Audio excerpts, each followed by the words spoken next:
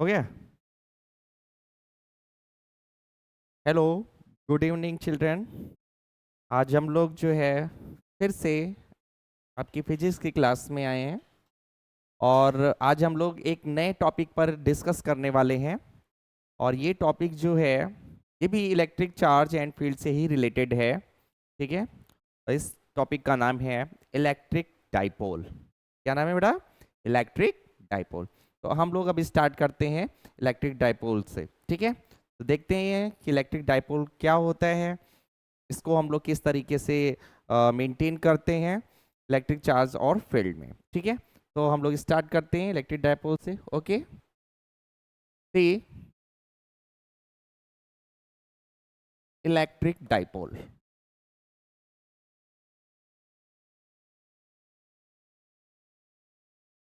देखिए, electric dipole जो होता है ये एक बेसिकली एक अरेंजमेंट होता है। किसका होता है? Two equal and opposite point charges का। फिर से, इसका अरेंजमेंट होता है two equal and opposite point charges का होता है।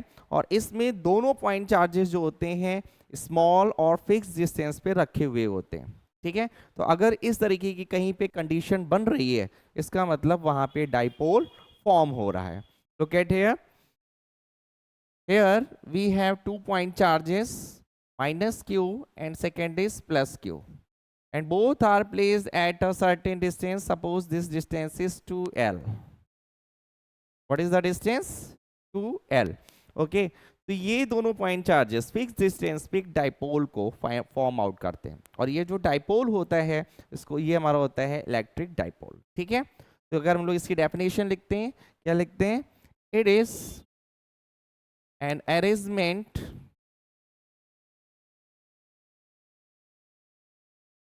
of two equal and opposite point charges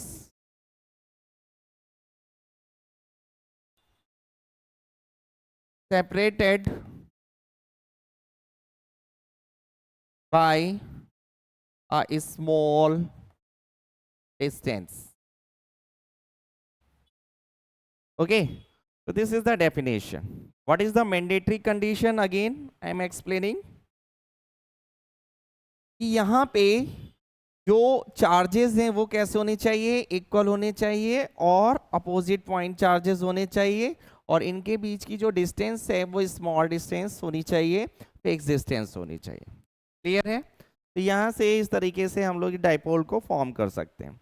अगर हम लोग किसी केमिकल कंपाउंड की बात करें तो फॉर एग्जांपल H2O वाटर, ठीक है, it will gives the electric dipole. Why? Because of here O have two negative and H have two positive charges. This is a for just example. Okay, understood? अच्छा, अब इसी के बाद में हम लोग नेक्स्ट टॉपिक डिस्कस करने वाले हैं। टॉपिक है हमारा डाइपोल मोमेंट क्या होता है। See what is dipole moment?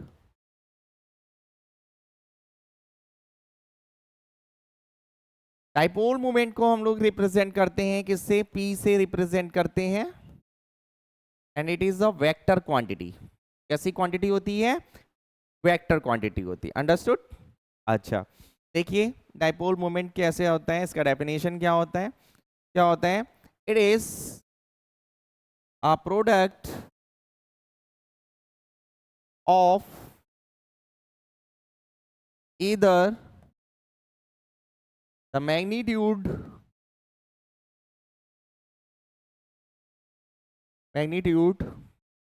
Of a point charge and the distance between these 2 point charges, these 2 point charges। ठीक है, तो इसका अगर हम लोग फॉर्मूला लिखते हैं तो फॉर्मूला हमारा क्या बनेगा? P इज इक्वल टू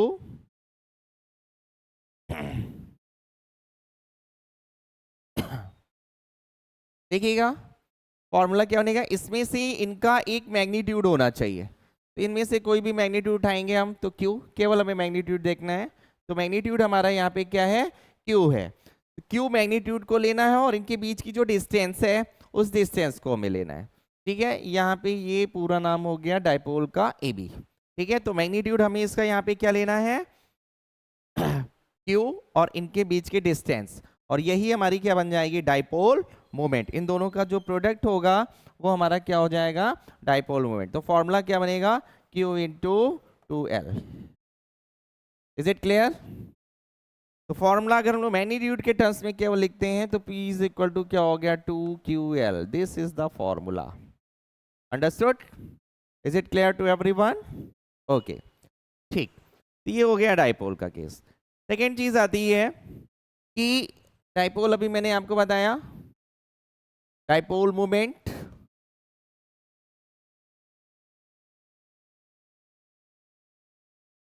ये कैसी क्वांटिटी होती है, it is a vector quantity.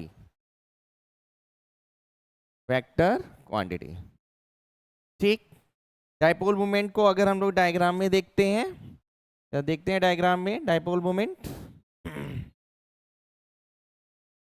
Dipole moment कहाँ पे एक्ट करता है, आंसर इसके सेंटर पे ओ पे काम करेगा और इसकी डायरेक्शन होगी, dipole moment is P and इस direction is minus Q point charge to plus Q point charge, यानी कि निगेटिव चार्ज से प्लस Q पॉइंट चार्ज की तरफ होगी, माइनस Q से प्लस Q की तरफ इसकी डायरेक्शन होती है। अंडरस्टूड?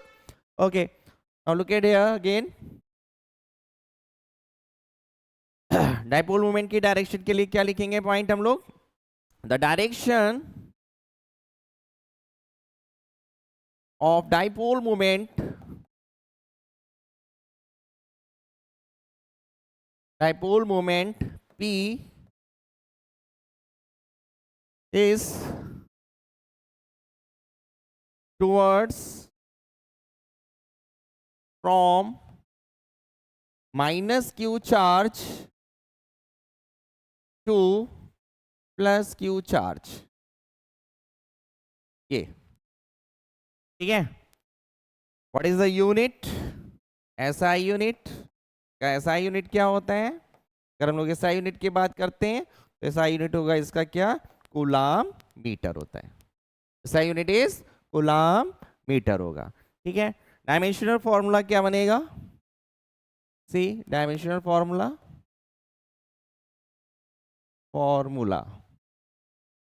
तो डायमेंशनल फार्मूला क्या होगा, कूलाम के लिए हम लोग AT यूज करते हैं और इसके लिए L यूज करते हैं। तो इसका जो डायमेंशनल फार्मूला बनेगा, डायमेंशनल फार्मूला ऑफ P क्या बनेगा, M0LTA। ये इसका डायमेंशनल फार्मूला है, ठीक है। फिर से इन पॉइंट्स को जरा डिस्कस कर लेते हैं। Dipole moment is the vector quantity and its direction of is towards from minus Q charge to plus Q charge and its SI unit is cm coulomb meter and dimensional formula is M0LTA, ठीक है, M0LTA। Understood? तो ये इसकी basic कुछ points हैं, इनको आपको ध्यान में रखना है, ठीक है। क्लियर है?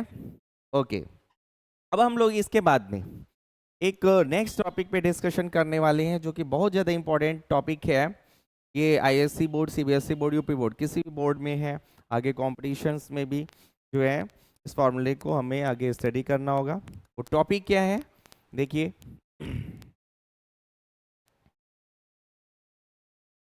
Now our next topic is electric field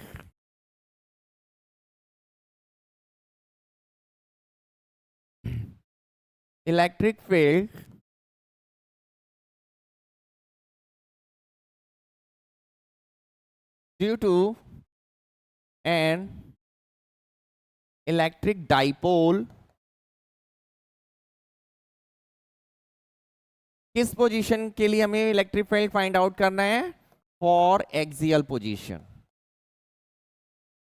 for which position, axial position, ठीक है। तो हमें इसके लिए बेसिकली कुछ नहीं करना है, वहीं से स्टार्ट करना है कि सिंपली हम लोग को यहाँ पे डाइपोल फॉर्म करना है पहले। तो डाइपोल हम लोग जो है बनाते हैं पहले, देखिए 2 पॉइंट चार्ज माइनस क्यू और प्लस क्यू, दोनों के बीच की डिस्टेंस फिक्स है, मैंने आपको 2l डिस्टेंस बताई थी। मिड पॉइंट पे इसका डाइपोल मोमेंट काम कर रहा है P, और ये हमारा पॉइंट है क्या O। ये डिस्टेंस हमारी हो गई L और ये भी क्या हो गई L। ठीक है, अब हमें यहाँ पे एक्सियल पोजीशन पे इलेक्ट्रिक फील्ड को फाइंड आउट करना है। तो एक्सियल पोजीशन पे अगर हमें फील्ड बनाना होगा तो हमें क्या करना पड़ेगा, वहां पे किसी एक पॉइंट को कंसीडर करना पड़ेगा। क्या बेटा, तो यहाँ पे इसकी एक्सिस के लॉन्ग हमने एक पॉइंट कंसीडर किया है P पॉइंट। कौन सा पॉइंट कंसीडर किया है, P पॉइंट। और ये P पॉइंट जो है ये एक्सियल पॉइंट होगा किसका, इस डाइपोल एक्सिस का जो है एक एक्सियल पॉइंट होगा। समझ में आ रही बात। और हमें इस P पॉइंट पे क्या फाइंड आउट करना है, इलेक्ट्रिक फील्ड को फाइंड आउट करना है। किसकी वजह से, due to this electric dipole. Understood. अब फील्ड को फाइंड आउट करने के लिए हमें यहाँ पे देखनी पड़ेगी डायरेक्शन। ठीक है, डायरेक्शन कैसे देखना है, अलग अलग फील्ड के लिए देखना है। देखो उससे पहले हम यहाँ से इनके बीच की जरा डिस्टेंस भी देख लेते हैं, जरा डिस्टेंस देखते हैं। ठीक है, जरा देखिए O पॉइंट, यहाँ से डाइपोल मोमेंट है, यहाँ से P पॉइंट के बीच का जो डिस्टेंस हम लोग कंसीडर कर रहे हैं हमारा क्या है R। ओके, तो प्लस Q चार्ज से अगर हम लोग पॉइंट P के बीच का डिस्टेंस देखेंगे तो टोटल R है, L निकाल देंगे यहाँ से, तो ये कितना मिलेगा हमें R माइनस L। और अगर हम लोग प्लस Q चार्ज से इसके बीच की डिस्टेंस देखते हैं तो ये डिस्टेंस हमें क्या मिलेगी, R प्लस L। भाई ये टोटल तो R है, इसमें L और निकाल देना, क्या हो जाएगी, R प्लस L हो जाएगी। ठीक है, okay.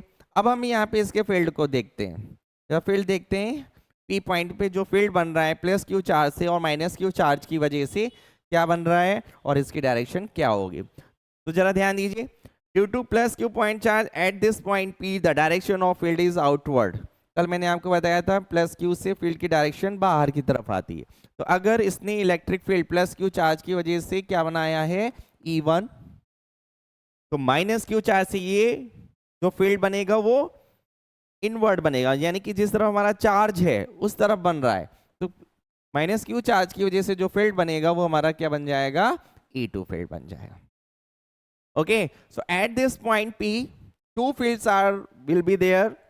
One is E1 due to this plus Q positive charge, and second is due to minus Q charge. Okay, and there are two fields are there.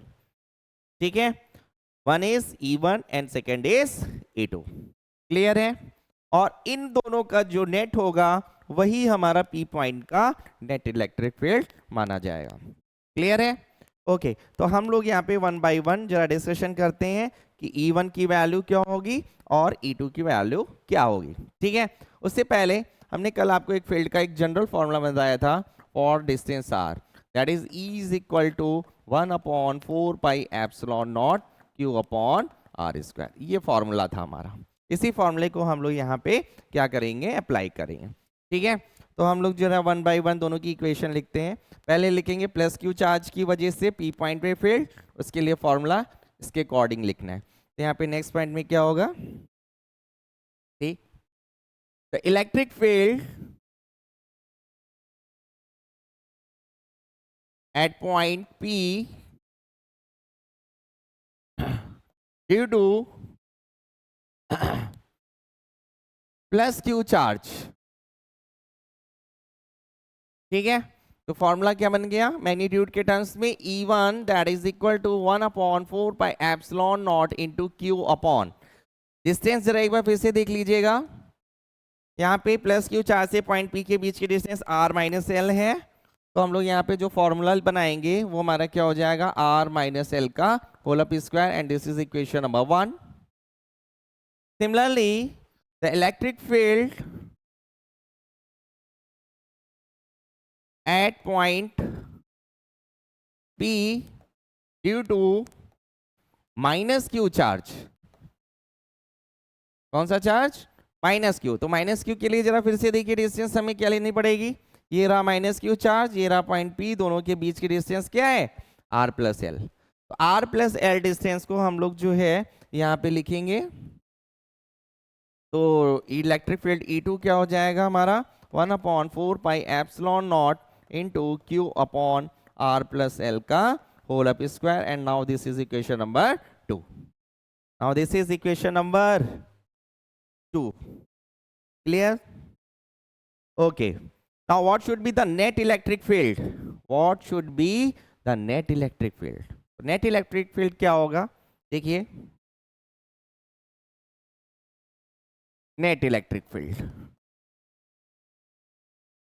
at point P, मैंने अभी आपको बताया था diagram में कि दोनों की जो डायरेक्शन है वो अपोजिट है, तो एक पॉजिटिव में जाएगा तो दूसरा निगेटिव में आएगा। तो ये E1 को हम पॉजिटिव मान लेंगे तो ये वाला क्या हो जाएगा? निगेटिव हो जाएगा।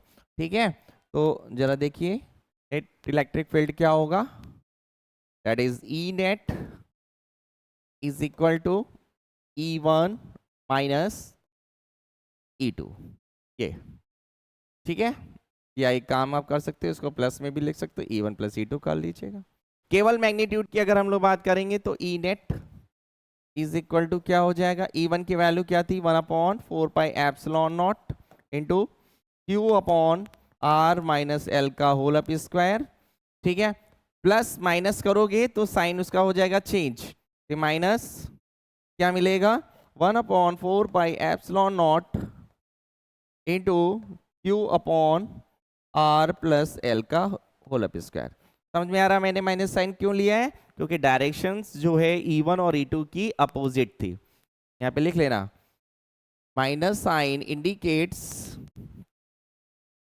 indicates that the direction of electric field are opposite. Clear है?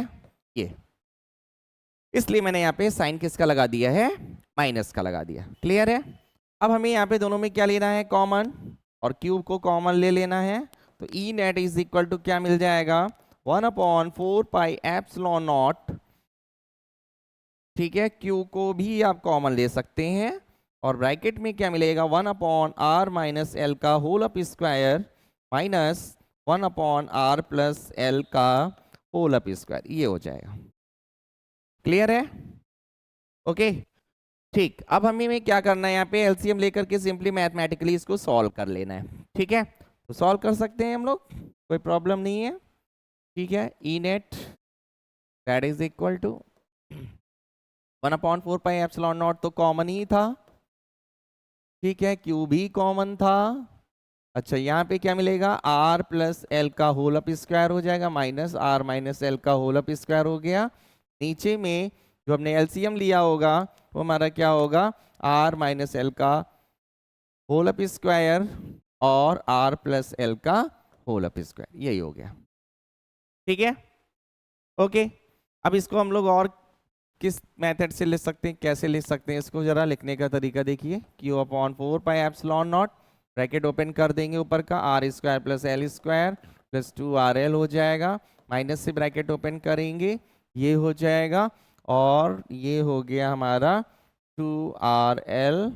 ठीक है, और अपॉन में यहाँ पे क्या मिल जाएगा? इसको हम लोग लिख सकते हैं R square minus L square का whole up square. Mathematically a minus B A plus B का होल अप स्क्वायर से हम लोग बना सकते हैं इसको। ठीक है, ओके। कुछ कैंसिल आउट हो रहा है, आप लोगों को दिख रहा होगा, ये टर्म्स हमारे कैंसिल आउट हो रहे हैं। Q/4 pi epsilon naught, ये वैल्यू हो गई 2RL, 2RL क्या हो गया बेटा? 4RL हो जाएगा। तो ये हो गया 4RL upon R square minus L square का होल अप स्क्वायर, यही हो गया। ठीक है, कोई दिक्कत? कोई प्रॉब्लम नहीं है। ठीक, अब हमें यहाँ पे एक कंडीशन जरा देखनी है कि अगर हम लोग प्रीवियस डायग्राम की बात करते हैं, आर और एल को जरा देखते हैं। किसको देखते हैं? आर और एल। ये रहा आर और ये रहा एल। आर और एल में कौन बड़ा है? तो डिस्टेंस आर जो है ये हमेशा ग्रेटर देन एल होती है, क्योंकि डाइपोल के बीच का जो डिस्टेंस होता है बहुत ही कम होता है। तो हम क्या करेंगे? आर के कंपैरिजन में एल जो है बहुत छोटा है, इसलिए इसको हम लोग क्या कर देंगे? एल को नेग्लेक्ट कर देंगे। ठीक है, तो हम लोग जो है नेक्स्ट स्टेप में क्या करने वाले हैं? कि एल स्क्वायर को नेग्लेक्ट कर देंगे, ठीक है। तो यहाँ पे लिखेंगे next step, since R is very very greater than L, therefore R square is very very very very greater than L square, so L square is neglected. ये नेग्लेक्ट हो गया बेटा। अब अगर ये नेग्लेक्ट हो गया है तो अब आप क्या करना पड़ेगा आपको, ये भी देखिए।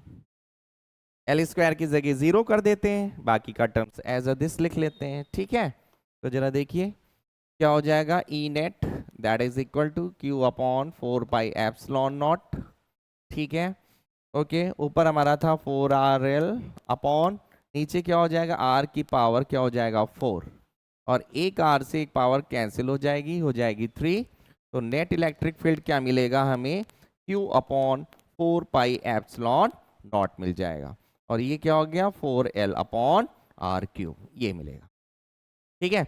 इसको थोड़ा सा हम लोग फॉर्मूले के टर्म्स में रीअरेंज करेंगे। इसको हम लोग क्या ये लिख सकते हैं, look at here, 1 upon 4 pi epsilon not into 2 into 2QL upon R cube.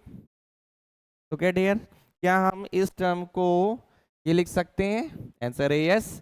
क्यों, क्योंकि 4 को हमने 2 इंटू 2QL कर लिया है, ओके, और बाकी 1 अपॉन 4 पाई एप्सिलॉन नॉट ऐसे ही रहेगा, ये R क्यूब हो जाएगा हमारा, ठीक है। Clear to everyone. अच्छा, अब यहाँ पे जरा देखिए, अभी मैंने आपको डाइपोल मोमेंट का फॉर्मूला बताया था। क्या था फॉर्मूला डाइपोल मोमेंट का, C E net is equal to 1 upon 4 pi epsilon naught, तो एज अ दिस हो जाएगा 2 इंटू 2QL की जगह पर क्या देख सकते हैं, P अपॉन R क्यूब। ये हमारा फॉर्मूला बन गया। इसका आंसर है नेट इलेक्ट्रिक फील्ड का। किसका फॉर्मूला है, नेट इलेक्ट्रिक फील्ड का। किस कंडीशन का, for axial position. Axial position का हमारा फॉर्मूला जनरेट हो गया, और ये फॉर्मूला बहुत ज्यादा इंपॉर्टेंट है, फिर डेरिवेशन भी आता है एग्जाम में, ठीक है, क्वेश्चन वगैरह भी पूछे जाते हैं, ठीक है। तो नेट इलेक्ट्रिक फील्ड ये तुम्हारा हो गया। अच्छा, इलेक्ट्रिक फील्ड वेक्टर क्वांटिटी होती है, तो आप चाहिए इस पे वेक्टर का साइन भी जो है आप यहाँ पे अप्लाई कर सकते हैं। अंडरस्टूड। तो ये कंडीशन जो आ रही है नेट इलेक्ट्रिक फील्ड की, ये किसकी कंडीशन है, आंसर है फॉर एक्सियल पोजीशन, ठीक। Electric field due to an electric dipole for an axial position. Understood, clear है, ओके, ठीक है, थैंक यू।